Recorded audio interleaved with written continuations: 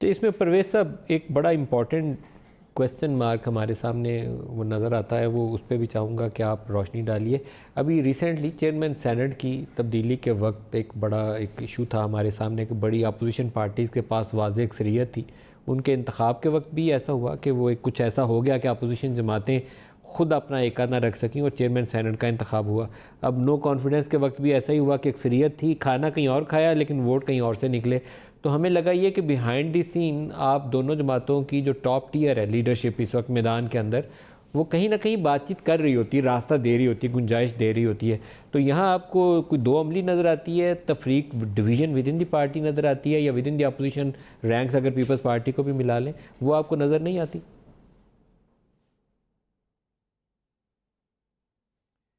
دیکھیے، جو سینٹ کا معاملہ ہے افسوسناک بھی ہے، ہم سب کے لیے وہ شرمندگی کا سبب بھی بنا،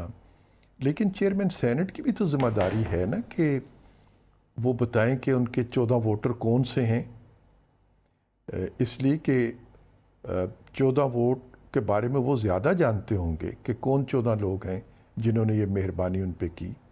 اگر وہ 14 لوگ کوئی چوری کر رہے ہیں تو جو اس چوری سے فائدہ جس کو ہوا ہے اسے چوروں کے نام بتانے میں تو ان کا فرض بنتا ہے، اور وہ پاکستان کے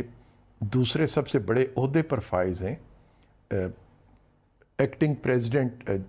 کا کردار بھی ان کو ادا کرنا ہوتا ہے، یعنی پاکستان کا جو سب سے بڑا عہدہ صدر کا ہے اس سے ایک قدم کے فاصلے پر وہ بیٹھے ہیں۔ تو ان کی اخلاقیات جو ہے اس کو ضرور سامنے آنا چاہیے، اور وہ ان 14 لوگوں کے نام بتائیں جنہوں نے ان کو ووٹ دے کے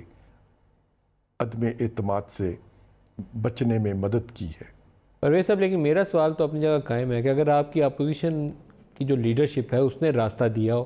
تو پھر آپ لوگ پروٹیسٹ، یا جیسے مولانا فضل الرحمان نے اکتوبر کی ایک کال دی ہوئی ہے، وہ کہتے ہیں 18 یا 19 کو مجلس عمل بیٹھے گی اور فیصلہ کرے گی، تو پھر اس میں جان کیسے ڈالیں گے کہ اگر آپ راستہ دینے کے لیے تیار رہے ہوں؟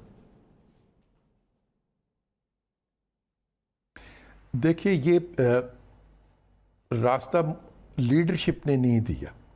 انفرادی طور پر ہمارے 14 سینیٹرز جو ہیں انہوں نے بے ایمانی کی ہے، چوری کی ہے، ضمیر فروشی کی ہے۔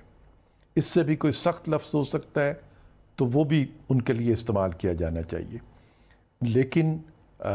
مولانا فضل الرحمان صاحب جو ہیں وہ کوئی M N As, M P As یا سینیٹرز کے بل بوتے پر اسلام آباد تشریف نہیں لا رہے، وہ پاکستان کے عوام کو کال دے رہے ہیں، اور عوام جو ہیں آج تک پاکستان کے عوام نے کم سے کم ایسا کردار نہیں ادا کیا کہ وہ پولنگ کیمپ کسی کا استعمال کریں اور ووٹ کسی اور کو چل کے دے دیں۔